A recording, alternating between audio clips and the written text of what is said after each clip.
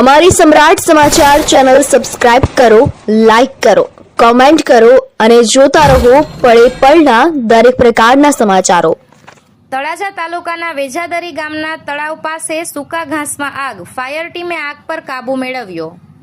આજરોજ તારીખ 15/6/2026ના રોજ ભાવનગર જિલ્લાના તળાજા ફાયર વિભાગને કોલ મળ્યો હતો કે તળાજા તાલુકાના વેજાદરી ગામ ખાતે તળાવની અંદર સૂકા ઘાસમાં આગ લાગી છે।